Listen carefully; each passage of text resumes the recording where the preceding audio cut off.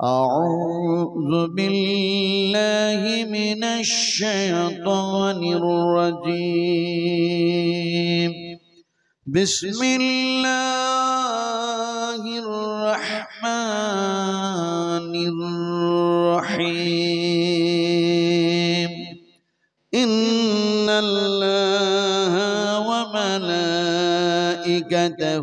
يصلون على النبي يا أيها الذين آمنوا صلوا عليه وسلموا تسليما اللهم صل على محمد وعلى آل محمد كما صليت على إبراهيم وعلى آل إبراهيم إنك حميد مجيد اللهم بارك على محمد وعلى آل محمد كما باركت على إبراهيم وعلى آل إبراهيم إنك حميد مجيد رب اجعلني مقيم الصلاة ومن ذريتي ربنا وتقبل دعائي ربنا اغفر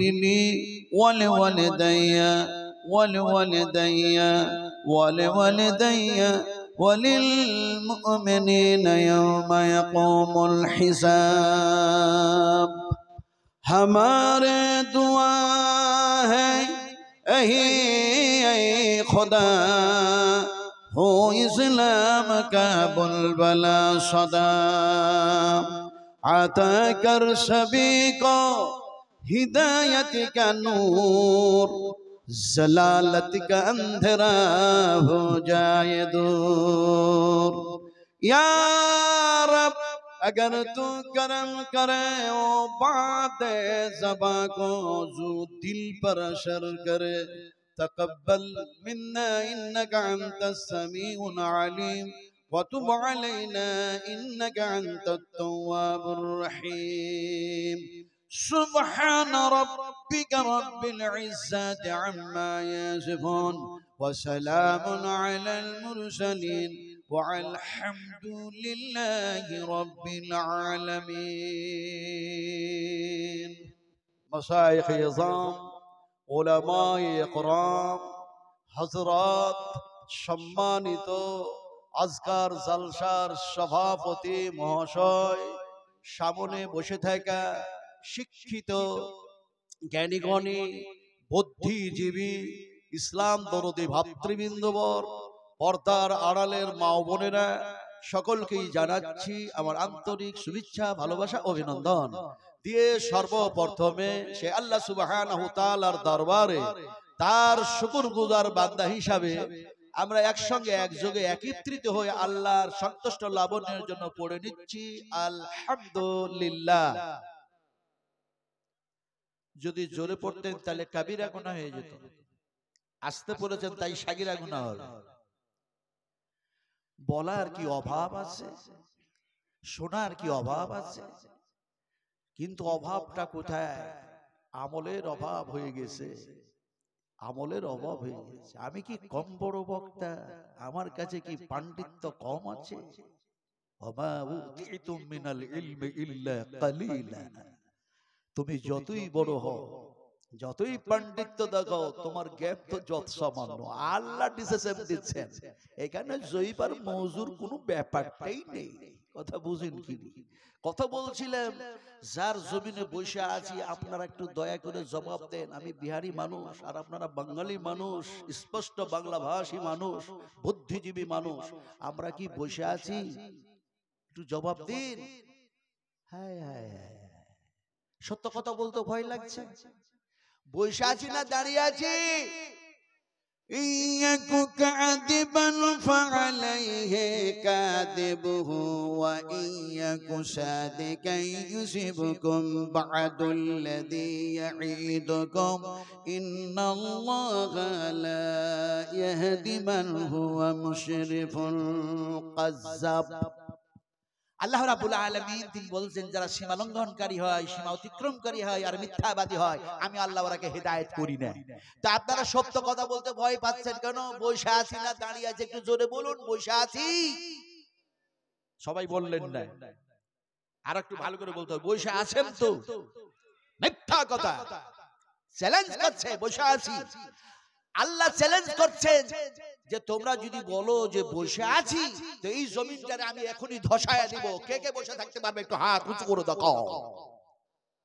বসে আছি, কত বুঝলেন? আমরা বসে নাই, আল্লাহ সুবহানাহু তাআলা আমাদেরকে বসে থাকার তৌফিক দান করেছেন, তাই আমরা বসে আছি। এই কথা ঠিক না মিথ্যা? যেহেতু সত্য, সেহেতু যে আল্লাহ পাক আমাদেরকে বসে থাকার সুযোগ করে দিলেন, যিনি দর্শন শক্তি দিলেন, শ্রবণ শক্তি দিলেন, বাক শক্তি দিলেন, অসংখ্য নিয়ামত দিয়ে পরিপূর্ণ করে দিয়ে নিখুঁত নির্ভেজাল অক্সিজেন দিয়ে জীবিত রাখলেন, তার প্রশংসাটা একটু জোরে হবে না? জোরে হবে না? আর একটু জোরে বলুন আলহামদুলিল্লাহ। আমি গত রাত্রেও বলছিলাম, কলকাতায় আব্দুল কাবিরকে বলেছি, তোমরা আমার অনেক জুনিয়র বক্তা, আমি অনেক সূর্য উঠতে আর ডুবতে দেখেছি। কথা বুঝেন কি? আলহামদুলিল্লাহ আমারে দেখিয়েছেন। ফলে গত রাত্রেও আমি কলকাতার মাটিতে বলছিলাম, ওখানে অনেক বড় বড় হুজুরেরা ছিলেন, কিন্তু এই খ্যাপাকে যে কেন শেষের বেলায় রাখে আমি বুঝি না। খ্যাপা বুঝেন আপনারা? এই খ্যাপা বুঝেন? খ্যাপা কত ধরনের হয় এই তো বুঝেন না। যে কথা বুঝে বলা হয় আর যে কর্ম বুঝে করা হয়, সে কথার মধ্যে কর্মের মধ্যে ভুল হওয়ার সম্ভাবনা কম থাকে। না বুঝে কথা বললে, না বুঝে কোনো কাজ করলে সেটা ভুল হওয়ারই সম্ভাবনা 100% থাকে। আপনারা বললেন খ্যাপা বুঝি, বললাম কত, তো বলছে খ্যাপা কত ধরনের হয়? অনেক। না না না, খ্যাপা হয় দুই ধরনের। আমি খ্যাপা শব্দটা ব্যবহার করেছি, মুখ দিয়ে বাইর হয়ে গেছে, আল্লাহ বাইর করে দিয়েছেন বলেই বলছি। খ্যাপা হয় দুই ধরনের, একটা একেবারেই ম্যাট, একেবারেই ম্যাট, আর একটি খ্যাপা হয় কোন সময় দেখবেন ঠিক বলছে, কোন সময় ভুল বলছে। আমি এটাকে বুঝাবো কেমন করে আপনাদেরকে, যেহেতু আপনারা জ্ঞানী মানুষ আর আমি ঝাড়খণ্ডের মানুষ, তো আপনাদেরকে এক্সাম্পল দিয়ে এমনি করে বুঝাই। এইদিকে একটা খ্যাপা দাঁড়িয়ে আছে, ন্যাংটা হয়। এরকম খ্যাপা তোমরা কেন ওইদিকে দেখছো? এটাই এক্সাম্পল। ওইদিকে একটা খ্যাপা ন্যাংটা হয়ে দাঁড়িয়ে আছে, আর এইদিকে একটা খ্যাপা দাঁড়িয়ে আছে গামছা পরে।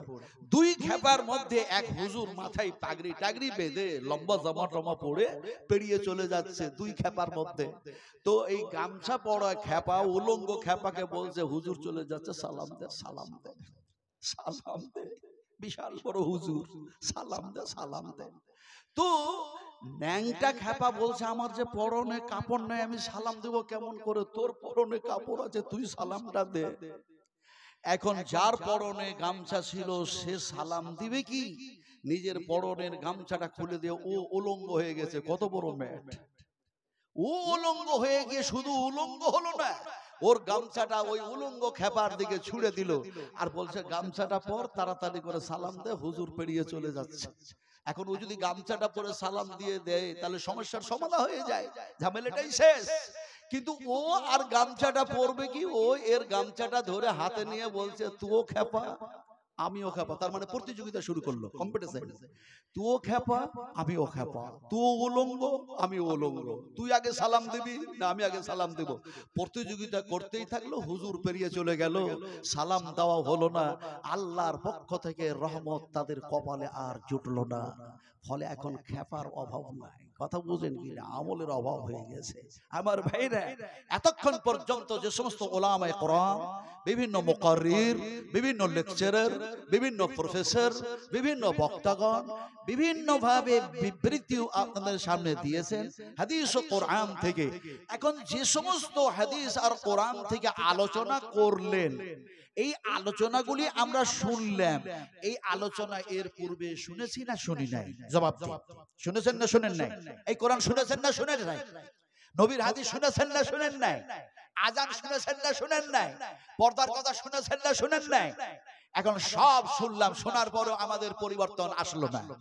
যেভাবে পরিবর্তন আসা দরকার ছিল সেইভাবে পরিবর্তন আসলো না।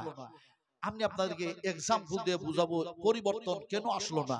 আপনারা বলবেন নাজমে আলম কেন কেন কেন এক্সাম্পল কেন দিবে? বলে যুগটা হচ্ছে যান্ত্রিক সভ্যতার যুগ, যুগটা হচ্ছে সায়েন্সের যুগ, যুগটা হচ্ছে বৈজ্ঞানিকের যুগ, যুগটা হচ্ছে কম্পিউটারের যুগ, যুগটা হচ্ছে মোবাইলের যুগ, যুগটা হচ্ছে ডিজিটালের যুগ। কোরআন ছেড়ে মোবাইলের উপরে ঈমান চলে গেছে মানুষের। কোরআন বাদ দিয়ে ঈমানটা গিয়েছে এমনি করে মোবাইলের উপরে। এখন কি বুদ্ধিজীবী, কি শিক্ষিত, কি শিক্ষিতা, কি ছোট, কি বড়, সব বলছে মোবাইলে সব পাওয়া যাবে। যা চাইবেন, বুখারী চান, মুসলিম চান, আবু দাউদ চান, তিরমিজি চান, উলঙ্গ চান, ভালো চান, সব পেয়ে যাবেন, সব আছে। मैं চ্যালেঞ্জ करता हूं, मैं চ্যালেঞ্জ करता हूं ওই সমস্ত বৈজ্ঞানিকদেরকে যারা বলছে মোবাইলে সব অ্যানসার পাওয়া যাবে, এরা মিথ্যা কথা বলেছে। যদি সব অ্যানসার মোবাইল দিতে পারে তাহলে আমি এক্ষুনি দেখতে চাই আল্লাহর জমিনে বসে বসে কিয়ামতের মাঠে আল্লাহ পাক আমার ডান হাতে আমলনামা দিবে না বাম হাতে আমলনামা দিবে, আমারে দেখায়া দাও। পারবে? পারবে? যেহেতু পারবে না, সেহেতু কোরআনের প্রতি আমাদের ঈমান যাতে না থাকে, এর জন্য অত্যন্ত সুচতুরতার সঙ্গে, কৌশলের সঙ্গে, হিকমতের সঙ্গে ইহুদি, খ্রিস্টান, নাসারারা, ইসলামের শত্রু, কোরআনের দুশমন যারা, নবীর শত্রু যারা, এরা চক্রান্ত করে সবারই ঈমানকে নষ্ট করার জন্য মোবাইল হাতে তুলে দিয়েছে। আমরা খুব খুশি আছি। আল্লাহ পাক বলছেন মোবাইলে সব নাই, আছে কোথায়? আল্লাহ পাক নিজেই বলছেন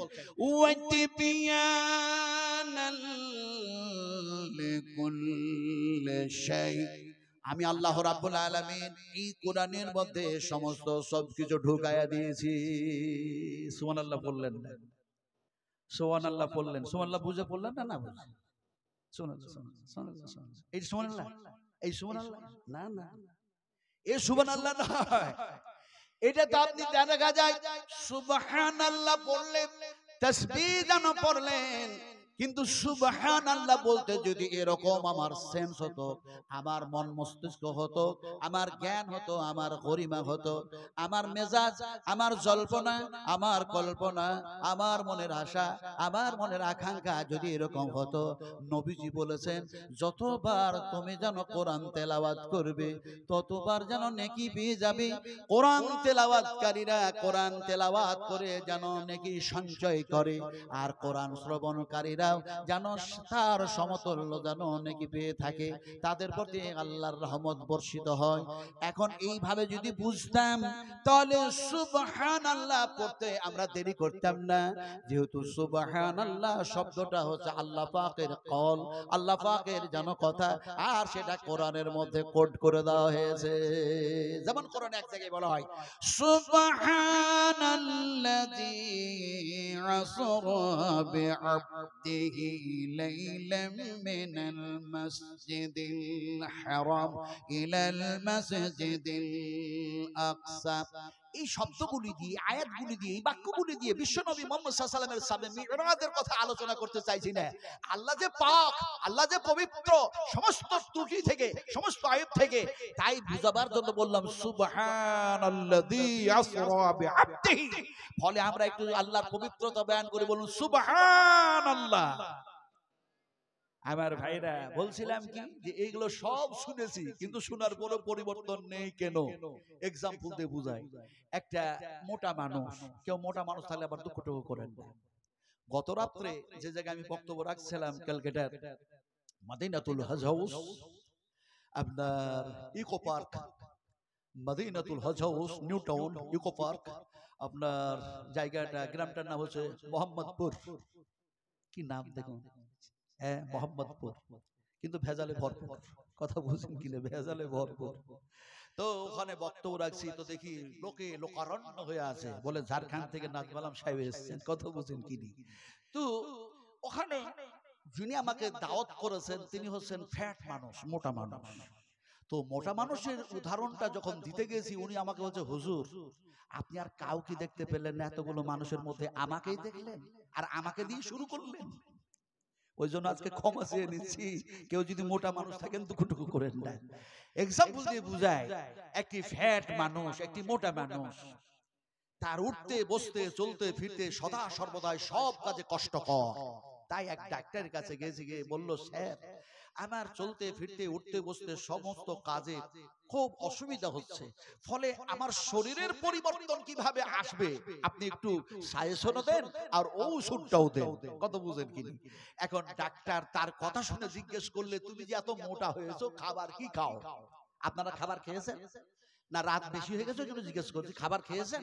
যে খেয়েছেন। কোন হাত দিয়ে? এই হাত দিয়ে না এই হাত দিয়ে? তাও বলেন না মানুষ। আপনারা মুর্শিদাবাদের মানুষ, একটু জোরে কথা বলেন না। সারা জায়গায় মুর্শিদাবাদের মানুষ, সারা জায়গায় মোদি পর্যন্ত ভয় পাচ্ছে। কথা বুঝেন কি? একটু জোরে বলুন, কোন হাত দিয়ে খেয়েছেন? ডান হাত দিয়ে।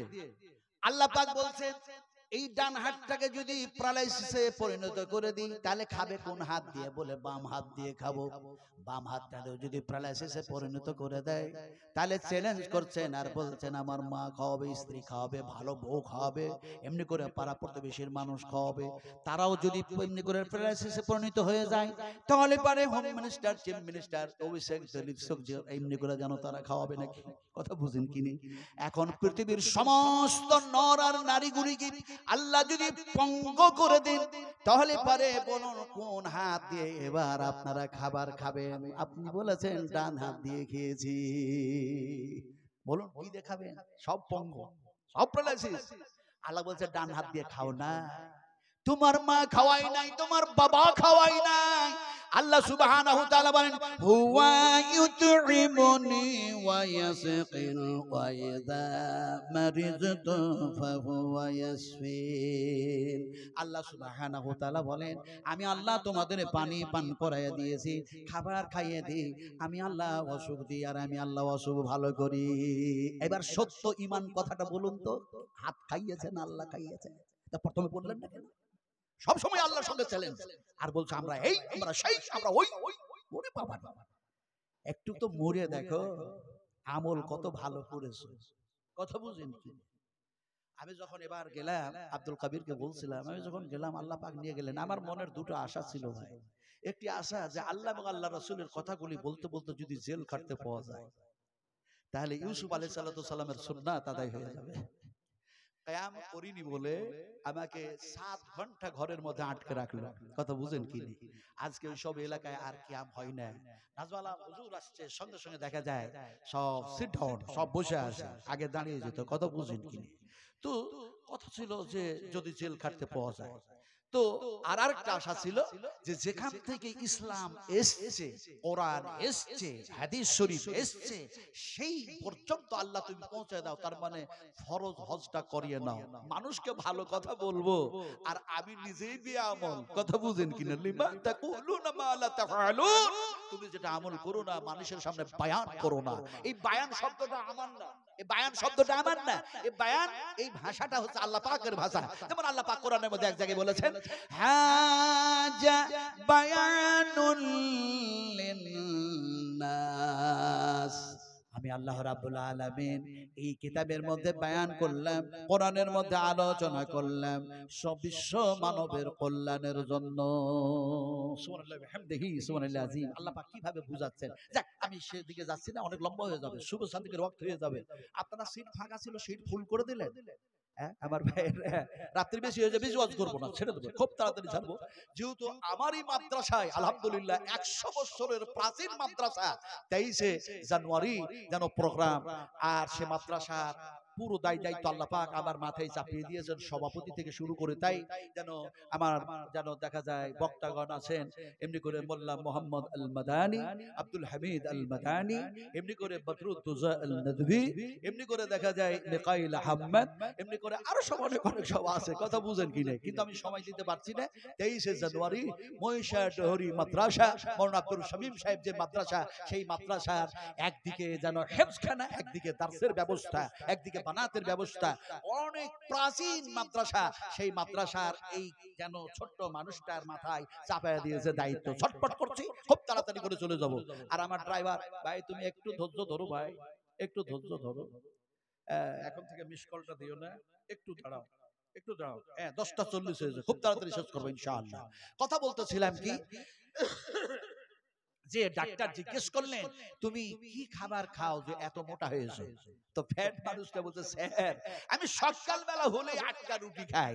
ডাক্তার বলল সর্বনাশ, এই সকালবেলা হলে যদি 8টা রুটি খাই দুপুরবেলা হতে তো অনেক দেরি, তাহলে দুপুরবেলায় আরো বেশি রুটি খাবে। এখন দুপুরবেলায় কটা খাও? বলে 8টা খাই। বলে রাত হলে কটা খাও? বলে 8টা খাই।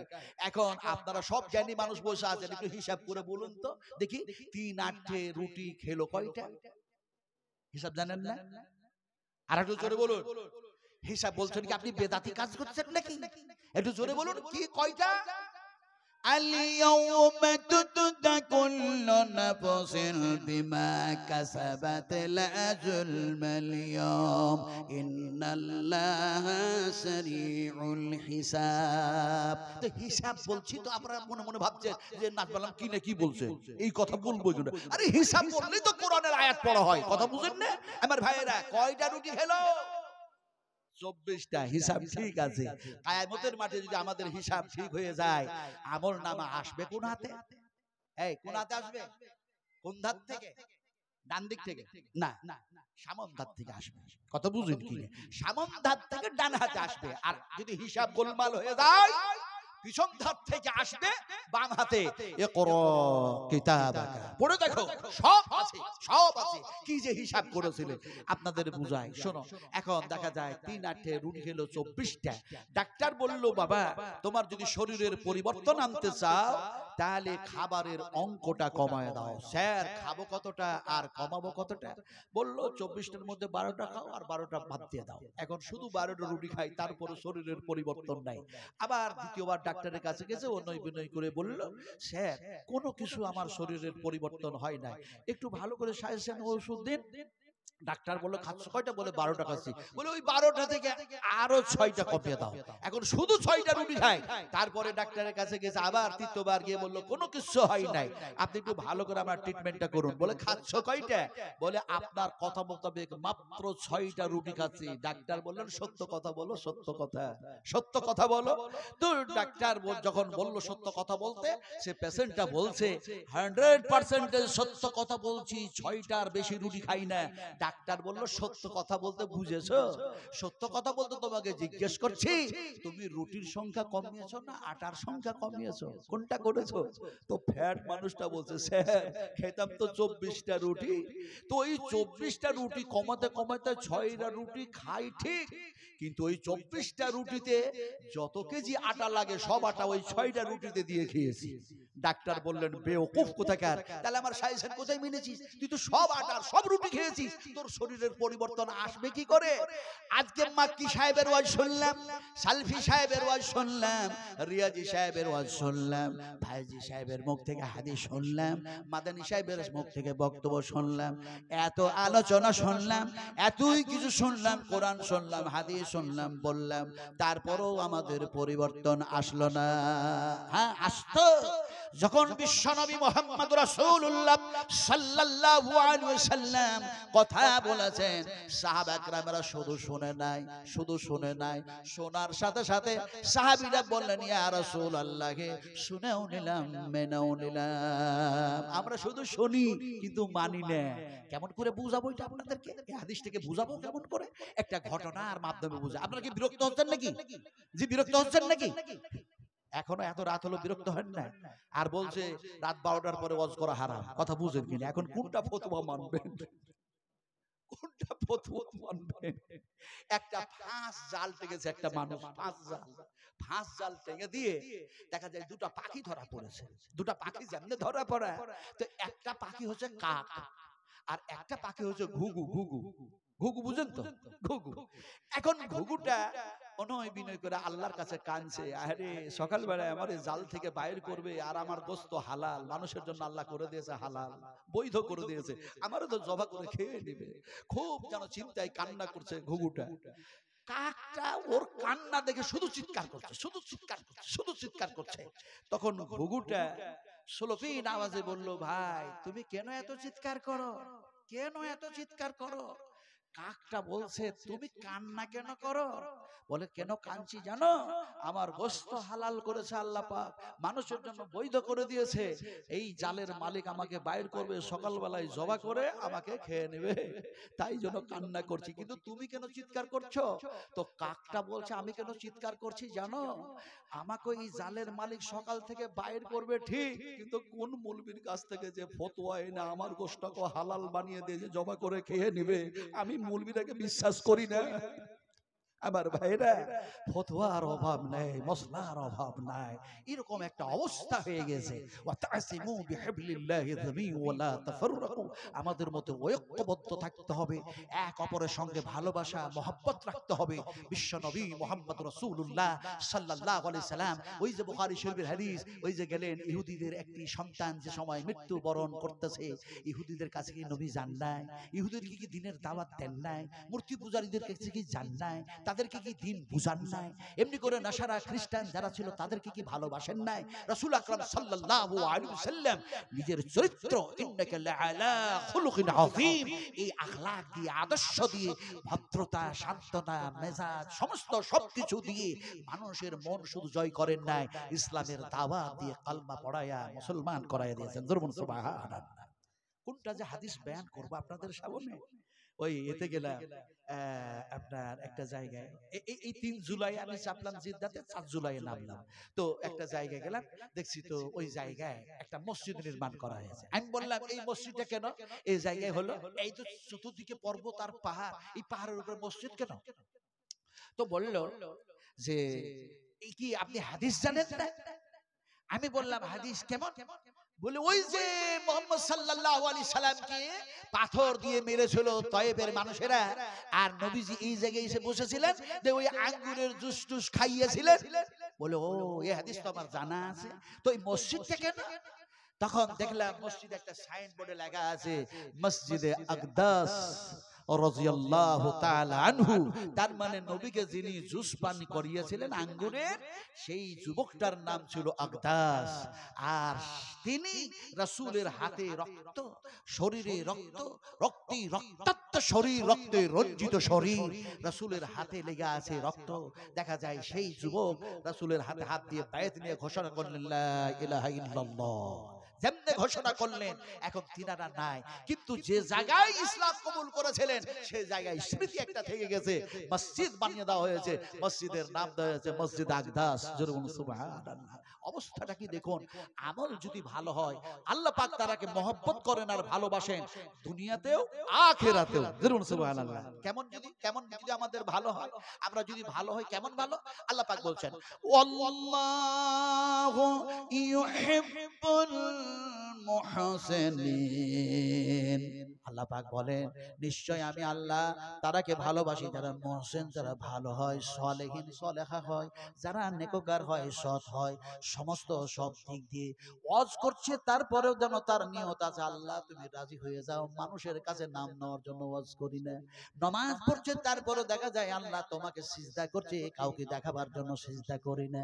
রাস্তায় চলছি, তাসবিহ পড়ছি, তারপরেও যেন বলি আল্লাহ এক্ষুনি যদি মওত হয়ে যায়, তাসবিহ পড়তে পড়তে, কোরআন পড়তে পড়তে যাতে মওত হয়ে যায়। তার মানে হর হামেশা, সদা সর্বদাই বিছানায় শুয়ে থাকা অবস্থায়, জাগ্রত অবস্থায়, চলন্ত অবস্থায়, কর্ম অবস্থায় আমি আল্লাহরে স্মরণ করি। আল্লাহ সুবহানাহু তাআলা সেই মুহূর্তে জিবরিলকে ডাকেন, আর জিবরিলকে ডেকে বলেন জিবরিল এদিকে আসো, এদিকে আসো, আমি আল্লাহ এই আমার বান্দাকে ভালোবাসি, আমি মহব্বত করি, জিবরিল তুমি তারে ভালোবাসতে শুরু করে দাও। হযরত জিবরিল এমন সময় আকাশের ফেরেশতাগুলিকে বলেন ও আকাশের ফেরেশতারা, তোমরা কি জানো? তোমরা তো জানো না আল্লাহ পাক তার বান্দা বান্দিকে, এই বান্দাকে ভালোবাসেন, মহব্বত করেন, আমাকে ডেকে ভালোবাসতে বলেছেন, আমি জিবরিল তারে ভালোবাসি। ও আকাশের ফেরেশতারা তোমরাও তারে মহব্বত করো, ভালোবাসো। আহা, আমার যদি আমল হয় ভালো, ভালোবাসবেন কে? তাও বললেন না, আল্লাহও বললেন না। একটু জোরে বলুন না আল্লাহ। আল্লাহ বললেন, কি বললেন? বুঝেন না বুঝেন? আল্লাহ কি? স্রষ্টা, মালিক, মুনিব ইত্যাদি। কিন্তু আল্লাহ যতবার বলবেন কোরআন তেলাওয়াত করা হয়ে যাবে। যেমন কোরআনের বহু জায়গায় এসছে, তার মধ্যে এক জায়গায় এসছে আল্লাহুল্লাযী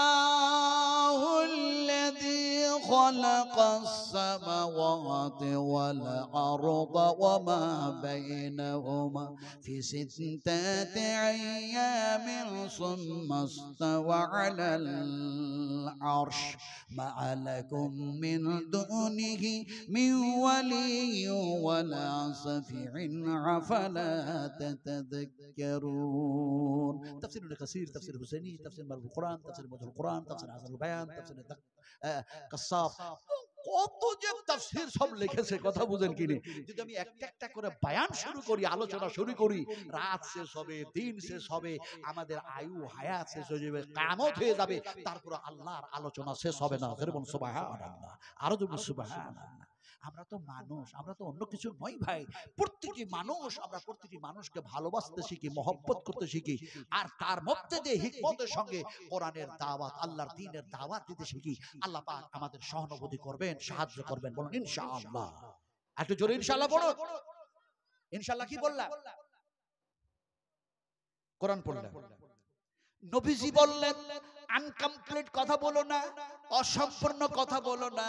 সম্পূর্ণ যদি কথা বলতে হয়, কথাটা সম্পূর্ণ করার জন্য ইনশাআল্লাহ লাগায়া নাও।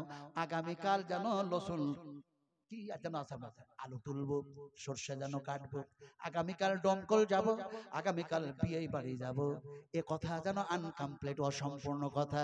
তার মানে আগামীকাল এই কাজ করব, সেই করব, দমকল যাব, বলো ইনশাআল্লাহ। এখন এই ইনশাআল্লাহ লাগিয়ে কথা কমপ্লিট হলো। চললে যদি কোনো সমস্যার সম্মুখীন হও, রাসূলুল্লাহ বলতে তোমার সেই জটিল কাজকে আল্লাহ সহজ করে দেবেন। জোরে বলুন সুবহানাল্লাহ, আর বলুন সুবহানাল্লাহ।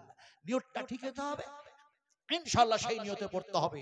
কোন আপনি বিপদের সম্মুখীন হলে আল্লাহ পাক সেটাকে সহজ করে দেবেন। জোরে বলুন সুবহানাল্লাহ। मुझे मंजूर नहीं है कि मैं तेरे शिकायत करूं, मुझे मंजूर नहीं है कि मैं तेरे शिकायत करूं, बात ही से बात निकल आती है तो मैं क्या करूं। কুলের কথা খুলে বলার ইচ্ছা করে না, একটা বলতে গিয়ে আরেকটা কথা মনে পড়ে যাচ্ছে, রিমোট নেই, জিভা কন্ট্রোল করতে পারছি না। রাজারহাট নিউ টাউন থানার 100 মিটার দূরে স্টেজ, আমি বক্তব্য রাখছি, তো ওই থানার ওসির নাম হচ্ছে জামাল উদ্দিন। সে যেন দেখছি তার পুরো টিম সঙ্গে করে নিয়ে স্টেজে এসছে। স্টেজে যখন এসছে, তো যিনি ছিলেন জালসা কমিটি সভাপতি, উনি মনে মনে করছেন হয়তো ওই নাকি অ্যারেস্ট করার জন্য আসলো। তো উনি এসে আমার মাইকটা বন্ধ করে দিয়ে বললেন, আপনি কি ঝাড়খণ্ডের মানুষ? আমি বললাম ইয়েস, জি হ্যাঁ আমি ঝাড়খণ্ডের মানুষ। বলে আপনি যখন থেকে এই লাউডস্পিকারে মুখ দিয়েছেন, তখন থেকে আমাদের থানার সমস্ত কাজ বন্ধ হয়ে গেছে। বারবার আপনার কণ্ঠস্বর আমাদের কানে ধাক্কা মারছে, কিন্তু আসলাম কেন জানেন? আপনি বলেছেন ইনশাআল্লাহ পড়লে আল্লাহ জটিল কাজকে সহজ করে দেবেন। তো আমি থানাতে বসে বসে ইনশাআল্লাহ পড়বো, আসামি ধরা আল্লাহ সহজ করে দেবে। আমি বললাম হায় রে মাথা মোটা, মাথা মোটা, মনে মনেই বলছি মাথা মোটা, কথা বলছেন কি। এখন ওসি সাহেবকে বললেন, আপনি যদি থানাতে বসে বসে ইনশাআল্লাহ পড়েন, আল্লাহ অবশ্যই আপনার আসামি ধরা সহজ করে দেবেন, আল্লাহর সে ক্ষমতা আছে। উনি বলছেন সেটা কেমন করে? আমি বললাম এরকম আপনার প্রশ্নের উত্তর আমার কাছে অসংখ্য উত্তর আছে, আপনি ছোট্ট করে একটা উত্তর দিন। একটি মানুষকে হত্যা করলো, মানুষটি মৃত্যুবরণ করলো, এবার তার বংশবলীর মানুষেরা সেই জামানার সেই পিরিয়ডের একজন পয়গম্বরের কাছে গেল, গিয়ে বলল মুসা এরকম হয়ে গেছে, তো আমি আসামি ধরতে পারছি না, কে যে একে হত্যা করলো, তো কেমনে আসামি ধরা যায়, তার প্রসেসটা কি, তুমি একটু বলে দাও। হযরত মুসা বললেন এরকম রকম গরু জবা করো, এই করো, সেই করো, হেন করো, তেন করো। তারা যত প্রশ্ন করেছিল, জটিলের সম্মুখীন হয়েছিল, শেষ পর্যন্ত দেখা যায় তারা বলল ইনশাআল্লাহ পেয়ে যাব। গরু পেয়ে গেল, জবা করলো, গোশত যেন মৃত্যু মানুষের গলায় ঠেকালো, মানুষটা জীবিত হলো, আল্লাহর হুকুমে জীবিত হয়ে তার আসামির নাম বলে দিল, আবার আল্লাহর হুকুমে মরে গেল। এখন এইভাবে গরু খোঁজাও যেমন সহজ করে দিলেন আল্লাহ পাক, আসামি ধরাও সহজ করে দিলেন। ওসি সাহেব বলছেন, আপনি যে উত্তর দিলেন এই উত্তরের জবাব তো আমি কোরআন থেকে দিতে পারবো না, ওই জ্ঞান তো আমার কাছে নাই। আসলে লেখাপড়া করে না, কথা বুঝেন কি আমার ভাইরা? কুল হাল ইয়াস্তাবিল্লাযীনা ইয়া'লামুনা ওয়াল্লাযীনা লা ইয়া'লামুন। শিক্ষিত মানুষ আর অশিক্ষিত মানুষ কখনোই সমান হয় না আমার ভাইরা। তো ওসি সাহেবকে বললাম, ওসি সাহেব জি আপনি কি বলতে চাইছেন? বলে আমি গরু খুঁজবো না, গরু জমা করবো না, আমি আসামি ধরতে চাইছি এই থানাতে বসে বসে, ইনশাআল্লাহ পড়বো, আর আসামি ধরা যাবে কি? আমি বললাম হ্যাঁ যাবে। আপনি যদি এমনি করে আল্লাহ এক, আল্লাহর প্রতি বিশ্বাস স্থাপনকারী হন, আর কোরআনের প্রতি যদি আমলকারী হয়ে যান, আর আপনি যদি ঘুষ না খান, আপনাদেরকে তো পুলিশেরা ঘুষ টুস খায় না, খায়? আচ্ছা বলুন, ওসি সাহেবকে এই কথা বলা কি চারটিখানি কথা মনে করছেন? এত সহজ, এত সহজ মনে করছেন ইমান? আমার ভাইরা, বয়স তো হয়ে গেছে 70 বছর, কথা বুঝেন কি? এখন শুধু আল্লাহ রাসূলের কথা বলতে বলতে, এখন যদি কেউ হত্যা করো তো করে দাও, জেলে ঢুকাও তো ঢুকায়া দাও, কথা বুঝেন কি? আর কোনো বেচা বেচা নেই, আর আশা টাশা কিছু নেই। একটা আশা আছে, আল্লাহ তোর জান্নাতে যেতে চাই। উদখুলুহা উদখুলুহা উদখুলুহা বিসালামিন বিসালামিন আমিন।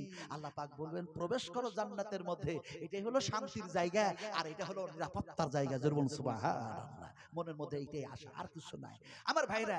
তো উনাকে আমি বললাম যদি ঘুষ না খান, সুদ না খান, মিথ্যা কথা যদি না বলেন, ইনশাআল্লাহ পড়বেন, আল্লাহ পাক আপনার জটিল কাজটাকে সহজ করে দেবেন। আমার ভাইরা, আমরা যদি এরকমটা বুঝতাম আর ইনশাআল্লাহ পড়তাম, তাহলে আমাদের আমল করাটাও আল্লাহ সহজ করে দিতেন। আরেকবার বলুন ইনশাআল্লাহ। কোরআনের মধ্যে এক জায়গায় এসেছে ইনশাআল্লাহু মিনাস সাবিরিন ফালাম্মা আসলামা ওয়া তাল্লাহু লিল জাবিন ওয়া নাদাইনাহু আইয়া ইব্রাহিম। আমি এই আয়াতগুলি দিয়ে, শব্দগুলি দিয়ে ইসমাঈল আলাইহিস সালাতু সালাম, ইব্রাহিম আলাইহিস সালামের ওয়াকিয়া বর্ণনা করতে চাইছি না। ইনশাআল্লাহ যে কোরআনে এসেছে এটাই যেন প্রমাণ করতে চেয়েছি আর শুনিয়েছি। আসুন, রাত্রি অনেক বেশি হয়েছে, অত লম্বা ওয়াজ করব না। আপনারা বলুন কোরআনের পক্ষে না বিপক্ষে? সব কটাকে বলতে হবে, সব কটাকেই বলতে হবে। আমরা নবীর পক্ষে না বিপক্ষে? আমরা কোরআনের পক্ষে না বিপক্ষে? তাহলে কোরআনের পক্ষে এই কথাটা বলা যত সহজ, নবীর পক্ষে এই কথাটা বলা যত সহজ, আমল করা অত সহজ নয়। ফলে এখানে যতগুলি মানুষ বসে আছেন, আপনারা বলুন নবীজিকে আপনারা দেখেছেন? নবীজি কোথায় শুয়ে আছেন জানেন? জানেন না? কোথায় শুয়ে আছেন? এই দেখো, জানেন না? মদিনায়। হ্যাঁ হ্যাঁ হ্যাঁ, দুটো হাদিস শোনাই আপনাদেরকে। আমি আপনাদেরকে হাদিস শোনাচ্ছি। রাসূল আকরাম সাল্লাল্লাহু আলাইহি ওয়াসাল্লাম বলছেন, পৃথিবীর মানুষগুলি এক সময়তে এমন একটা মুমিন হবে, ওরা বলবে মুসলিম, আমি মুসলিম, আমি মুসলিম, আমি মুসলিম, কিন্তু তারা আমলকারী হবে না। তারা কোরআনের পক্ষে হবে না, দ্বীনের পক্ষে হবে না, ইসলামের পক্ষে হবে না, শুধু নামধারী, বললেন বুঝলেন কি না, বেআমলকারী হবে। ওই সময় ইসলামটাকে, দ্বীনটাকে আল্লাহ পাক যেন আবার আমার কাছে, আমার কাছে, আমার মদিনায় আমার কাছে আবার জমা হয়ে যাবে, জমা হয়ে যাবে। একটি সাপ যেমন চড়াট করতে করতে করতে, চড়াট করতে করতে সে আবার নিজের গর্তের মধ্যে সাপ যেমন প্রবেশ করে যায়, ঢুকে যায়, ইসলাম যেখান থেকে প্রচার হয়েছে আবার যেন ইসলাম সেই জায়গায় আমার কাছে এসে জমা হয়ে যাবে। বুখারী শরীফ হাদিস, বিশ্বাস করুন আমার ভাইরা। কথা যেন বলতেছিলাম, এখন দেখা যায় এমনি করে যেন বলেছি নবীজি কোথায় আছেন, আপনারা বললেন মদিনায়। আর বুখারী শরীফ হাদিস, আল্লাহর হাবিব বলেন আমার মিহরাব থেকে আমার মিম্বার পর্যন্ত, আমার মিহরাব থেকে আমার মিম্বার পর্যন্ত এটা হলো রিয়াদুল জান্নাহ। আমি রাসূল আকরাম সাল্লাল্লাহু আলাইহি ওয়াসাল্লাম রিয়াদুল জান্নাতের টুকরার মধ্যে শুয়ে আছি। সুবহানাল্লাহ। যখন ওই রিয়াদুল জান্নাতের মধ্যে প্রবেশ করলাম, সব হাজিরা দেখা যায় কে সিগারেট টানছে, বিড়ি টানছে, কোনো লক্ষ্য রাখে না, আর শুধু চুমো খায়। কথা বুঝেন কি রে? পাগল, কোন দেওয়ানা, আসল কাজ করেই। গেলাম, আর দেখা যায় যেন বললাম আসসালামু আলাইকা ইয়া রাসূলুল্লাহ, আসসালামু আলাইকা ইয়া রাসূলুল্লাহ, আসসালামু আলাইকুম ওয়া রাহমাতুল্লাহি ওয়া বারাকাতুহু ইয়া আবু বকর সিদ্দিক রাদিয়াল্লাহু তাআলা আনহু, আসসালামু আলাইকুম ওয়া রাহমাতুল্লাহি ওয়া বারাকাতুহু ইয়া উমর রাদিয়াল্লাহু তাআলা আনহু। নবীজিকে সালাম দিলাম, 2 রাকাত নামাজ পড়লাম, আল্লাহর দরবারে দোয়া করলাম। এখন দেখা যায় সেই জায়গার নাম হলো রিয়াদুল জান্নাহ। আপনারা নবীকে সালাম দেন না? দেন না? দিলেই তো বেদাত হয়ে যাবে। একটা মুসলমানও নয়, একজন মুমিনও নয় যারা নবীকে সালাম না দিয়ে দিন রাত পার করতে পারে। আপনি যেমনই তাসাহুদে বসে গেলেন, আত্তাহিয়াতু লিল্লাহি ওয়াস সালাওয়াতু ওয়া তাইয়্যিবাতু আসসালামু আলাইকা আইয়ুহান নবী, বলেন না? তাহলে বারে এখানে আহলে দেশের হানাফি কি আছে? খানা খাতে ঝগড়া লাগে, ওরা কাজ ছোট ছোট হয়। আমার ভাইরা কথা বলতেছিলাম, ভালো করে শোনো। প্রতিটি আমরা মুসলিম যেন ভাই ভাই হয়ে এক আল্লাহকে সিজদা করতে শিখি। ওয়াহদাহু লা শারীকা লা, লা তাসজুদ লিশ-শামস ইন্নাশ শিরকা লা যুলমুন আযীম। আল্লাহ পাকের বিরুদ্ধে যখন আমাদের মন, আমাদের মেজাজ, আমাদের সিজদা সবকিছু হয়ে যায়, সেটাই যেন শিরকে যেন পরিণত হয়ে যায়। বলে আমরা শিরক করব না, বলুন ইনশাআল্লাহ। তাও জোরে বললেন না ইনশাআল্লাহ। আমার ভাইরা আলোচনা করছিলাম যে আমরা কোরআনের পক্ষে, আমরা নবীর পক্ষে, আমরা তাওহীদের পক্ষে, আমরা রিসালাতের পক্ষে, আমরা এক আল্লাহর পক্ষে। এখন দেখা যায় এই পক্ষে আছি বলেই আজ কোরআন যেন পুড়িয়ে দেওয়া হচ্ছে, মাদ্রাসার আলেমদেরকে বন্দী করা হচ্ছে। সুপ্রিম কোর্টে আইন পাস হয়ে গেছে। আহা, হাই হাই হাই, সুপ্রিম কোর্টে আইন পাস হলো যে মাদ্রাসা, মসজিদ, ঈদগাহ, কবরস্থান, যত জমি জায়গা ওয়াকফ বোর্ডের সাথে লিঙ্ক আছে, এগুলি সব গভর্নমেন্ট নিয়ে নেবে। কথা বুঝেন কি? শুধু তাই না, যতগুলো ভারতবর্ষে আপনার এমনি করে দাওরা মাদ্রাসা আছে, দাওরা মাদ্রাসা মানে বুখারী শরীফ পড়ানো হয়, সেই মাদ্রাসাগুলোর লিস্ট অলরেডি তৈরি হয়ে গেছে। অলরেডি মাদ্রাসাগুলির লিস্ট তৈরি হয়ে গেছে এবং আরএসএস, হিন্দু পরিষদ, বজরং দল, শিবসেনা এরা যেন তদন্ত শুরু করেছে। মুসলমান আমি এখনো ঘুমিয়ে আছি, এখনো কাগজ কলম ঠিক করি নাই, এটা আমাদের ভুল, তাড়াতাড়ি ঠিক করুন। যাক, কথাটা বলতেছিলাম যে আমরা এক আল্লাহর পক্ষে, অথচ কোরআনের শত্রু আছে, আছে না নাই ভাই? আছে না নাই? আহারে, যে কোরআন আল্লাহ পাক বিশ্ব মানবের কল্যাণের জন্য নাজিল করলেন, সেই কোরআন এখানে হাফেজ তৈরি হয়, হাফিজ তৈরি হয়। আমি গত পরশুদিন একটা মহিলা মাদ্রাসায় ছিলাম, যেখানে আপনার 600 জন ছাত্রী আছে। কতজন বললাম? 600 জন। তো দেখা যায় ওখানে হাজারীবাগের হাইকোর্টের জজ তিনিও ছিলেন, আলহামদুলিল্লাহ, তিনার নাম হচ্ছে আব্দুল সালাম। তারপরে আরেকজন যেন পাকুর কোর্টের অ্যাডভোকেট আশরাফুল হক, এমনি করে অনেক সব ছিলেন, মাস্টার, ডাক্তার, জজ, তারপরে আব্দুর রহমান ফাইজি, কথা বুঝুন কিনে, বড় গজের সব বড় বড় আলেম ছিলেন। আমাকে লাস্টের সময় নিয়ে যাওয়া হয়েছে ঠিক এরকম সময়ে। তো বলছিলাম কি যে সেখানে যেন 600 জন মহিলা সেখানে পড়াশোনা করছে। তার মধ্যে দেখা যায় যারা ফারেগাত সেখানে করলো, সেখানে হেফজ কমপ্লিট করলো, হাফেজা হলো, তাদেরকে বুরখা দেওয়া হলো। আমাকে বললেন যে শেখ, আপনি তার জন্য একটু খাস দোয়া করেন, আপনি মুসাফির মানুষ, বয়োজ্যেষ্ঠ মানুষ, একটু খাস দোয়া করেন। আমি দোয়া যেটা করার সেটা করেছিলাম। আজকে আপনাদেরকে বলতে চাই যে এই মাদ্রাসাতে কোরআন যেন শিক্ষা দেওয়া হয়। তার রেজাল্ট আপনারা দেখেছেন কি সুন্দর ভাবে এই কচিকাচারা কি সুন্দর ভাবে আলোচনা করেছে, আপনাদেরকে শুনিয়েছে। এখানকার শিক্ষকদেরকে, এই মাদ্রাসার শিক্ষকদেরকে আল্লাহ কবুল করে লিখুন, বলুন আল্লাহুম্মা আমিন। এনাদের মেহনতকে, এদের মুশাক্কাতকে আল্লাহ পাক যেন নেকিতে পরিণত করে দিয়ে নেকির খাতায় নেকি বৃদ্ধি করে দেন, বলুন আল্লাহুম্মা আমিন। আর জনগণ, আওয়াম যারা আছেন, যেভাবে মাদ্রাসাটাকে সহযোগিতা করেছেন, এই মাদ্রাসাকে সহযোগিতা করেছেন, আল্লাহ তাদেরকে কবুল করে নেন। আল্লাহ কবুল করে নাও, আল্লাহ কবুল করে নাও, আল্লাহ গ্রহণ করে নাও, আল্লাহ গ্রহণ করে নাও। আয় আল্লাহ, তুমি দ্বীনের খাদেম, মাদ্রাসার খাদেম, মসজিদের খাদেম, ইসলামের খাদেম আমাদেরকে বানিয়ে নাও। একটু জোরে বলুন আল্লাহুম্মা আমিন, বলুন আল্লাহুম্মা আমিন, আরো জোরে বলুন আমিন। যদি সবাই বলেন আমিন, তাহলে নবীকে মানা হলো, নবীর কথা মানা হলো। আর আমিন যদি না বলেন, নবীকে যেন ইনকার করে দেওয়া হলো। নবীজি বলেছেন, ওয়াইরিল المغضوب عليهم ولا الضالين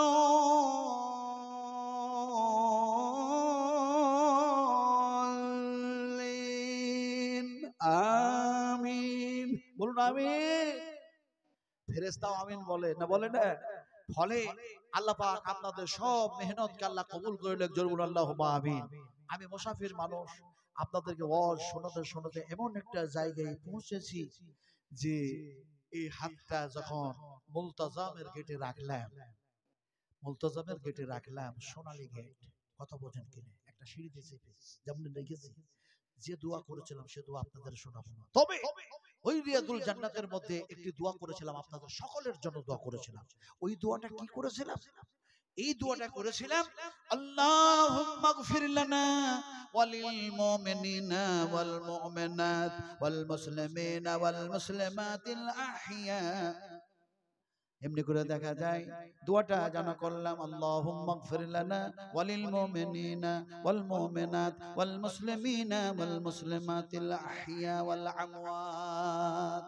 আরেকটা লম্বা দোয়া করেছিলাম, সেটা কি?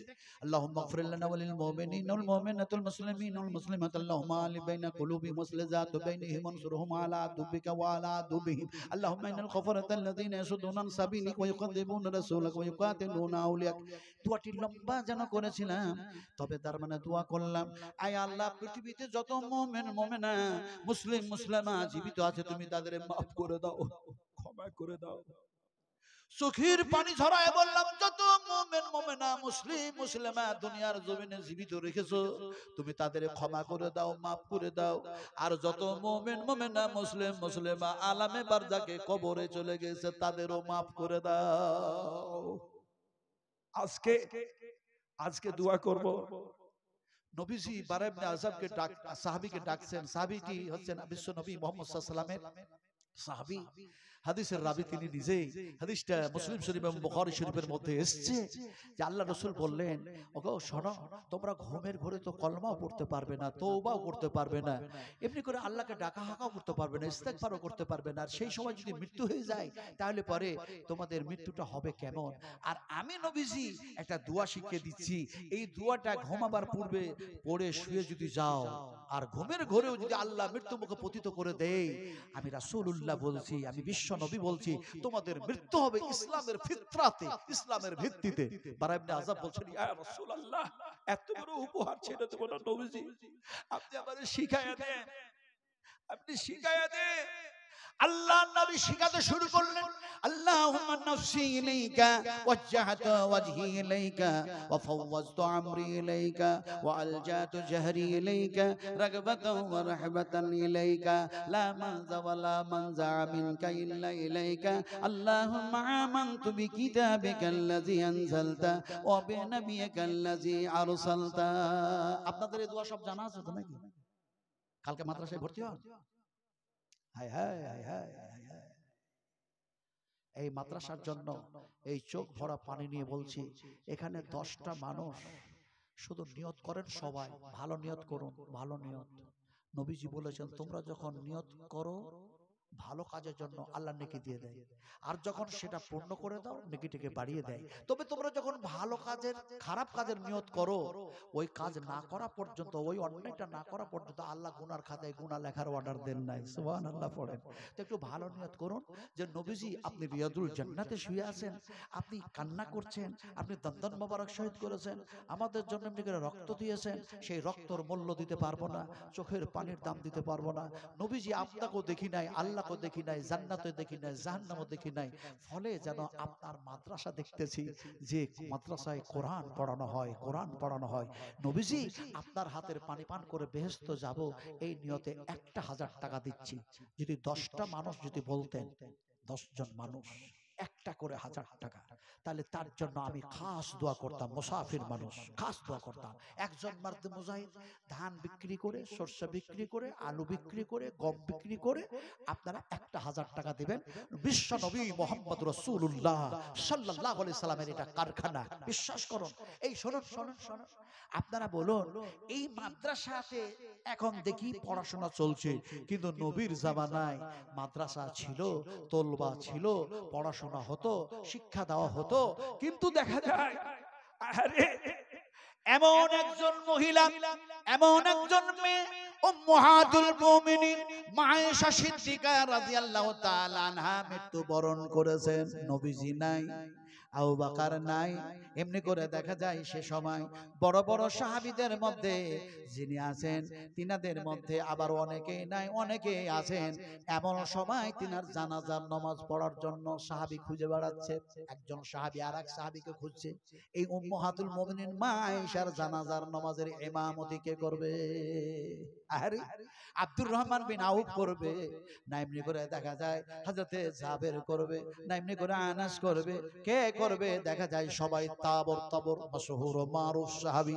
কিন্তু দেখা যায় উম্মাহাতুল মুমিনিনের মৃত্যুর সংবাদ শুনে যিনি কান্না করছে সে হচ্ছে একজন স্টুডেন্ট, একটি ছাত্র। কান্না করছে। ওখানে গেল, যাওয়ার পরে বলে, ইয়া আবু হুরাইরা, এ আবু হুরাইরা, তুমি শোনো নাই উম্মাহাতুল মুমিনিন মা বিদায় নিয়েছে? আমাদের মা বিদায় নিয়েছে। আবু হুরাইরার চোখ দুইখানি লাল বর্ণ হয়ে আছে, চোখের পানি ঝরায়া হযরতে আবু হুরাইরা রাদিয়াল্লাহু তাআলা আনহু বললেন, কেন আমার এত খোঁজ করো? বলে, অনেক সাহাবী আছে, তুমি আল্লাহর নবীর এক নম্বর ছাত্র, অনেক হাদিস যেন সকলের চেয়ে বেশি মুখস্থ আর ঠোঁটস্থ রেখেছো, ফলে চলো চলো উম্মাহাতুল মুমিনিন মা আয়েশার যেন জানাজার ইমামতির দায়িত্ব তোমার উপরে দেওয়া হয়েছে, একটু জানাজা নামাজ পড়ো।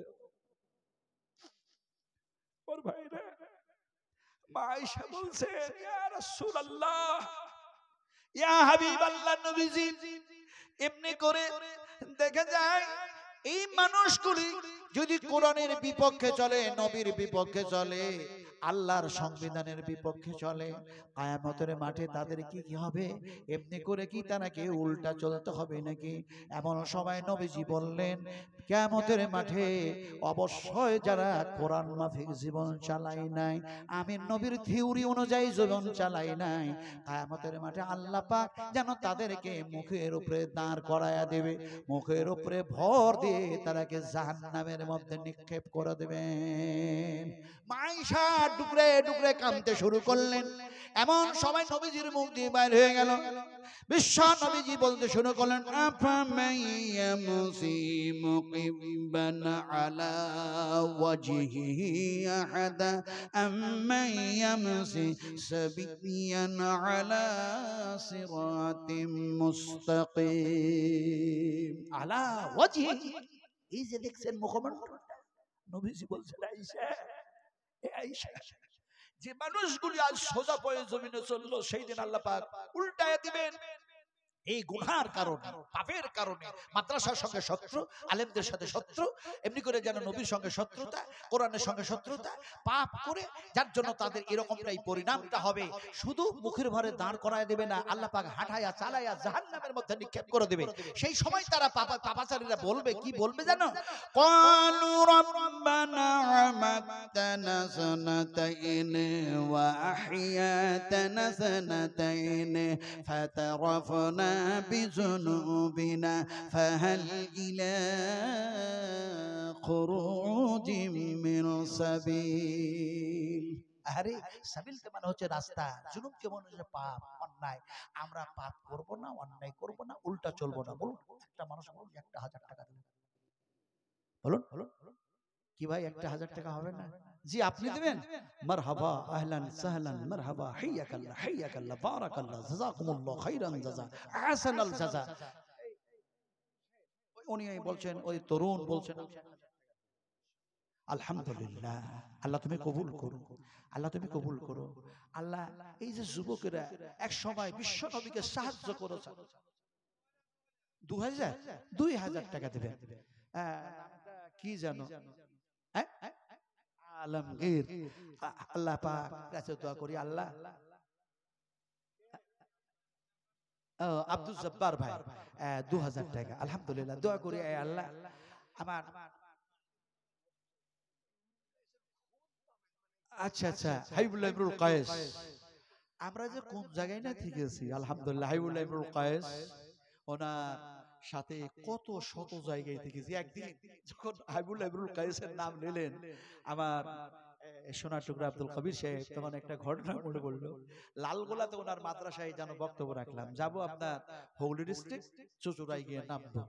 তো আমি বললাম যে ভাইজান আমরা এখন 3টা বাজে আর এই প্রোগ্রাম শেষ হলো, আমি লাস্ট বক্তা ছিলাম, এই প্রোগ্রাম শেষ হলো, এখন কি করবেন? বলে শোয়াশুয়ির কোনো সিট নাই, এখনই গাড়ি ধরতে হবে, ফার্স্ট গাড়ি। বলে ফার্স্ট গাড়ি ধরতে গেলে তো ফজরের নামাজটা চলে যাবে। বলে যাবে না, সব আদায় হয়ে যাবে। সুবহানাল্লাহ। শুধু উজু করলেন, উজু করলাম, আর উজুর অবস্থাতে থাকা ভালো। কথা বুঝেন কিনা? আমি কি হাজরাতে সেই বেলালের কথা বলবো? হ্যাঁ, যে তা বলবো না। এখন বলতে চাইলাম কি, উজু করে চাপলাম ট্রেনে। এবার ট্রেনে যখন চেপেছি, আমরা দুজনাই এক সিটেই যেন আছি, জানলার দিকে। কথা বুঝেন কিনা? আর আমাদের সামনে যেন নারীরা, ইয়ং ইয়ং সমস্ত যুবতী মেয়েরা, তারা মাথার কাপড় টাপড় খুলে যেভাবে চাপে, সুন্দর সুন্দর রূপসী টুপসী মেয়েরা সব চেপে ওই পাশে বসে। দেখছে বুড়ো মানুষ দুটো আছে, বুড়ো মানুষ বোঝেন? হ্যাঁ, এই দাড়ি কিসে পেকে যায় বলে?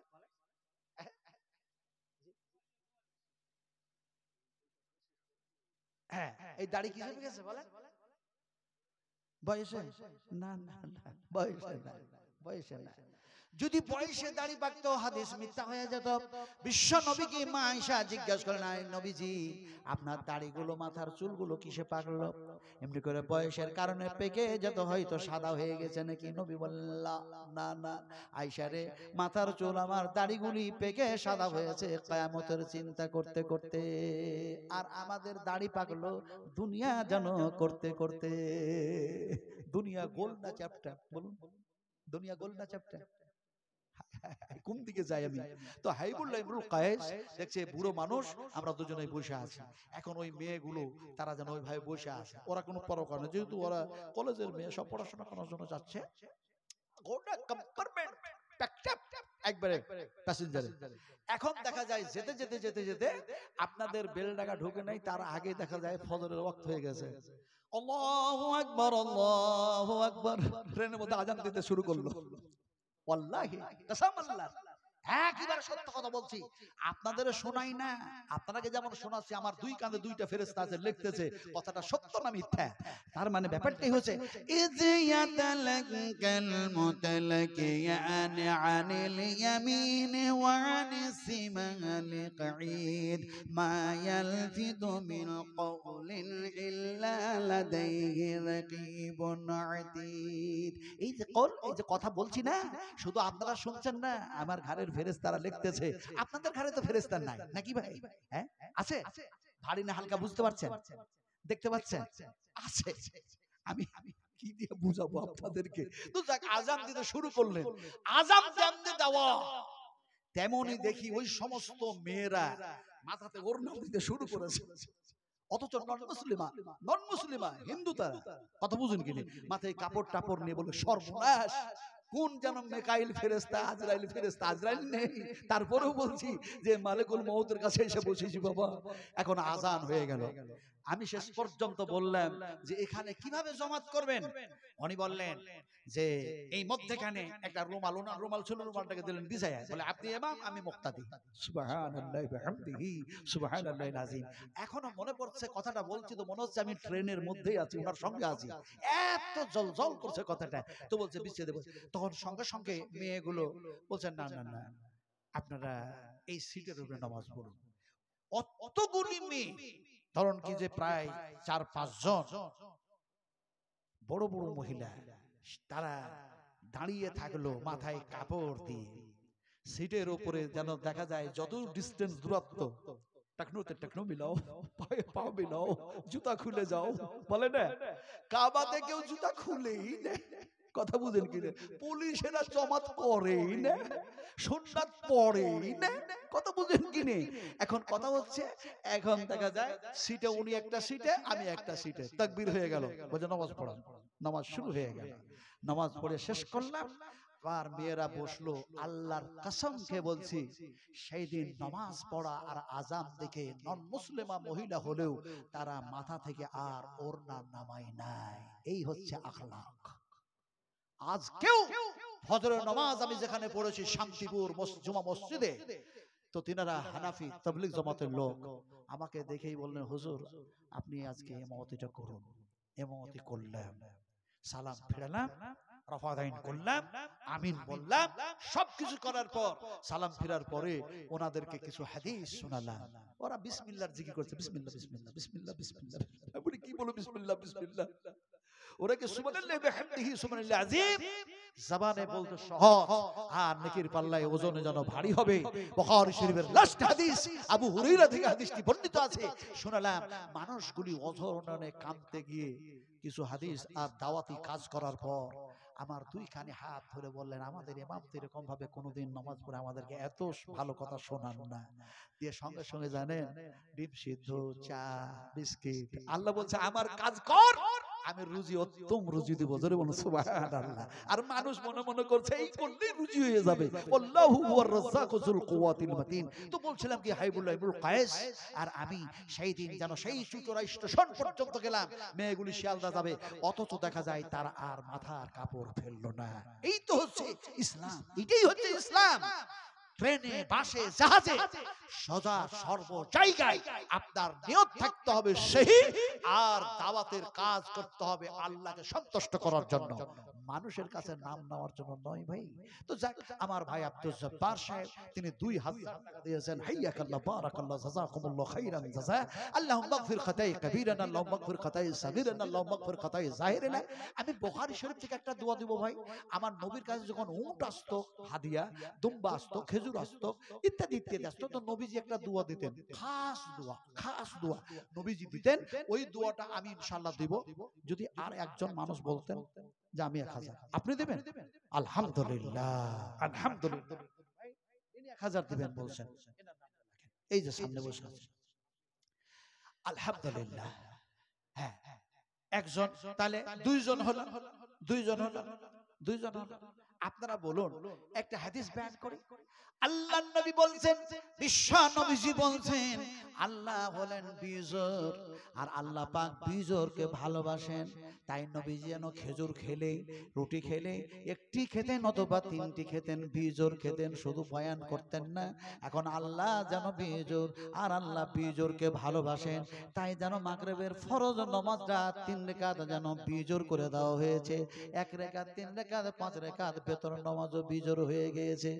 যাকে আল্লাহ ভালোবাসে, যাকে আল্লাহ মহব্বত করে, নবীজি বললেন, সহিহ হাদিস বয়ান করছি, আল্লাহ নয় বললেন আল্লাহ বিজোরকে ভালোবাসেন। 3 নম্বরে একজন দাতা যদি হয়ে যেতেন আর আল্লাহর যদি প্রিয়তম বান্দা হয়ে যেতেন, আল্লাহ জান্নাতে দিতে দেরি করতেন না। 3 নম্বরে একজন মানুষ বলুন, 1000 টাকা দেব, যেহেতু আল্লাহর রাসূল বলছেন আল্লাহ তাকে ভালোবাসে, বিজোরকে ভালোবাসে। একজন মারতে মুজাহিদ বলুন ইনশাআল্লাহ। 1000 টাকাতে কি হয়? কাফনের কাপড়। 1000 টাকাতে কি হয়? একটা ভালো জামা।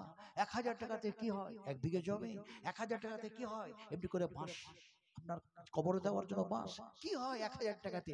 কিন্তু একটি 1000 টাকা যদি বিশ্ব নবী মুহাম্মদ রাসূলুল্লাহ সাল্লাল্লাহু আলাইহি ওয়াসাল্লামের এই কারখানায় দিয়ে দেন, আল্লাহর কসম খেয়ে বলি, কিয়ামতের মাঠে যখন সব আপনার অপর হয়ে যাবে, কোন মানুষ কোন মানুষের কাজে আসবে না, কোন নফস কোন নফসের উপকার করতে পারবে না, আল্লাহর হুকুম ছাড়া কারোর হুকুম চলবে না, সেই দিন আপনার এই 1000 টাকা কাজে লেগে যাবে।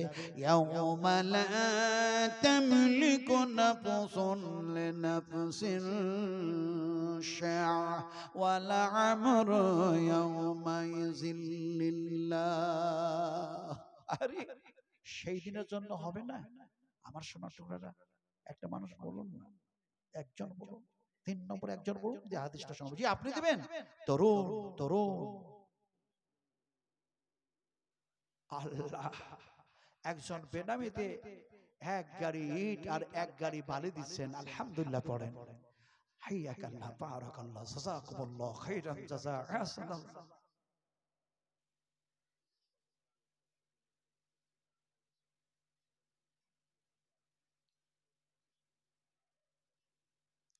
গত কাল পরশু তিনার আব্বা মারা গেছে।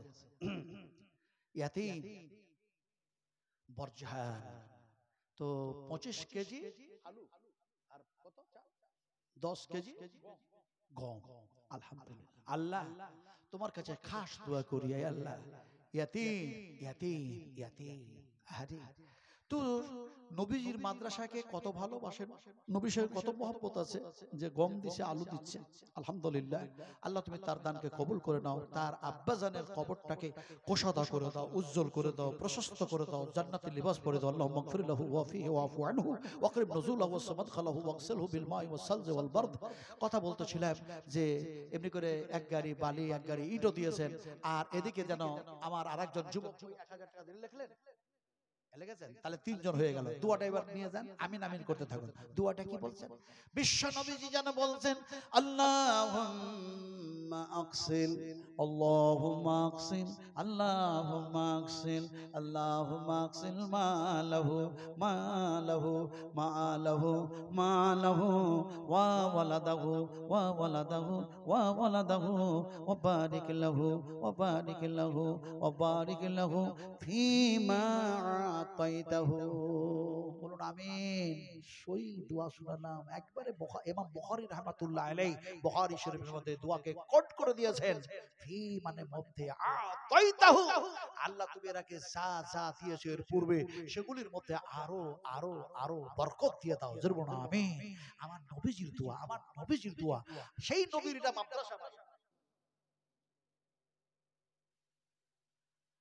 বেনামিতে 50 টাকা, একটা ছেলে ফারেক হয়েছে, তার দাদি দিয়েছে 1000 টাকা। আল্লাহ তুমি কবুল করো। আয় আল্লাহ, এমনি করে কোরআনের হাফেজকে আল্লাহ তুমি আমলিয়ত ওয়ালা হাফেজ বানায়া, আয় আল্লাহ দ্বীনের উপরে কায়েম রাখো, দায়েম রাখো। ইয়া পাক পরওয়ারদিগার আলম, আমার নবী বলেছেন কিয়ামতের মাঠে বলা হবে, ও কোরআনের হাফেজেরা কোরআন পড়তে যাও আর জান্নাত লাভ করতে যাও। আল্লাহ তাদের সাথে সাথে এমনি করে তিনার পিতা মাতা সন্তান সন্ততি দাদি সকলকে আল্লাহ তুমি জান্নাতে যাওয়ার তৌফিক দান করে দিও। রব্বানা وأدخلهم جنة عدن التي وعدتهم ومن صلح من آبائهم وأزواجهم وذرياتهم إنك أنت العزيز الحكيم। বলুন আমিন। এ দোয়া, এ দোয়া কি দোয়া, এ দোয়া কি দোয়া। আমার ভাইরা বলছিলাম যে আপনারা যদি এমনি কিছু না দেন তাহলে গম দেন, চাল আলু দেন, চাল দেন। মাদ্রাসা তো চলো। আব্দুল কাবির সাহেব যে কত কষ্ট করেন, যে সারা পশ্চিমবঙ্গে কোথা না কোথা যায়, এই মাদ্রাসার কথা বলে। আমার একখানা মাদ্রাসা আছে, আমার একখানা মাদ্রাসা আছে। একদিন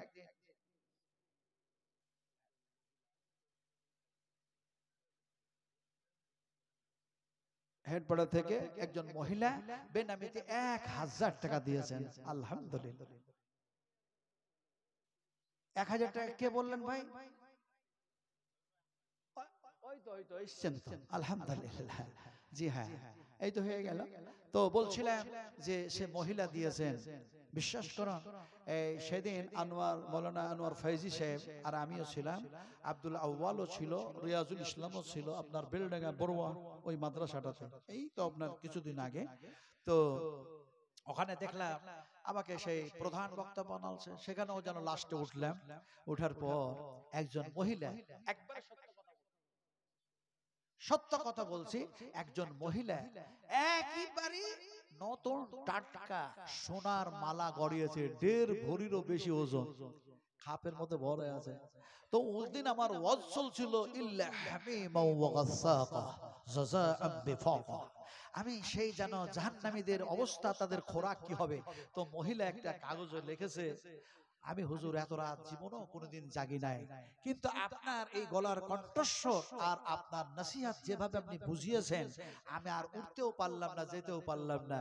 গলা থেকে মালাটা খুলে দিয়ে দিলাম নবীর মাদ্রাসায়, 1.5 ভরি ওজনের মালা, বিশ্বাস করো। এখন একজন ডাক্তার ছিলেন, একেবারে স্টেজে বসে উনি বললেন, আমার জীবনে, আমার লাইফে কখনো আমি এত রাত জাগি নাই। তখন রাত্রি 1টা বাজছে, বলছে কখনো এত রাত জাগিনি আমি, 9টার বেশি 10টার বেশি আমি রাত্রি জাগি নিয়ে চলে গেছি। কিন্তু আপনি যখন আসলেন এত গভীর রাত্রে, তখন দেখলাম যে মানুষটা কি বলে না শুনে গেলে হয়ই না, যদিও উঠতে চাইছি যেতে পারছি না। এখন উনি বলছেন, আপনি আমার আব্বা আর আমার আম্মার জন্য একটা হাদিস শোনান, আর আমি 1,15,000 টাকা দিচ্ছি, আপনি একটু দোয়া করে দেন। কি একটা কম্পিটিশন শুরু হয়ে গেল। মহিলা দিল কি 1.5 ভরি ওজনের সোনার মালা আর আর ডাক্তার সাহেব কি করলেন 1,15,000 টাকা। আমি সে সময় ওনাকে একটা হাদিস শোনালাম, বুখারী শরীফের হাদিস। বলেন নবী করিম সাল্লাল্লাহু আলাইহি ওয়াসাল্লাম তিনি যেন সাহাবীকে বললেন, সাহাবী রে তোমার কেউ আছে না নাই? সাহাবীটি বলেন, ইয়া রাসূলুল্লাহ। এমনি করে দুইজন ছিল, তার মধ্যে একজন আল্লাহর কাছে জমা হয়ে গেছে। নবী বললেন, কে জমা হয়েছে, কে আছে? আমি তো জানি না, একটু বলো কে জমা হয়েছে, কে আছে? বলে অমুক জিহাদের ময়দানে, অমুক জিহাদের ময়দানে আমার আব্বা জান শহীদ হয়ে গিয়েছেন, মৃত্যুবরণ করেছেন, আল্লাহর কাছে সে জমা হয়ে গেছে। আমার কাছে আমার মা আছে, কিন্তু আমি মাকে রেখে এখন জিহাদের ময়দানে যাবার জন্য কাতারে দাঁড়ায় গেছি। নবীজি বললেন, যুদ্ধের ময়দানে যাওয়া লাগবে না, জিহাদের ময়দানে যাওয়া লাগবে না, ইজহাব ইজহাব ইজহাব, বাড়ি ফিরে যাও, ফাকরিমহা ফাকরিমহা, তোমার মায়ের তোমার আব্বার খিদমত করো, সেবা করো, যত্ন করো। ফাইনাল জান্নাতা তাহতা রিজলাইহা, তোমার মায়ের দুই পায়ের নিচে আল্লাহর বেহেশত আছে। ডাক্তার চোখের পানি ঝরায় বলল, এগুলো অনেকবার ওয়াজ শুনেছি, অনেকবার শুনেছি, কিন্তু মনে হচ্ছে আজকে আমার হৃদয়ের মধ্যে মনে হচ্ছে এমন ভাবে জিনিসগুলি প্রবেশ করছে যে আব্বা তো নেই, মা তো নেই, আমি তাদের সেবা করব কিভাবে? সঙ্গে সঙ্গে বললাম, রাব্বিরহামহুমা, আপনারা পড়বেন না, আমার সাথে সবাই মিলে পড়ুন, ও রাব্বিরহামহুমা কামা রাব্বায়ানি صغيرا رب اغفر لي ولوالدي وللمؤمنين يوم يقوم الحساب। আরে মা নাই, পিতা নাই, সেবা করতে পারছো না, তাদের নামে দান করো, সেবা সেবা যত্ন যত্ন, সেগুলি তুমি নেকি পাবে, সেগুলি দিয়ে নেকি পাবে। কোন এমন মহিলা 1,000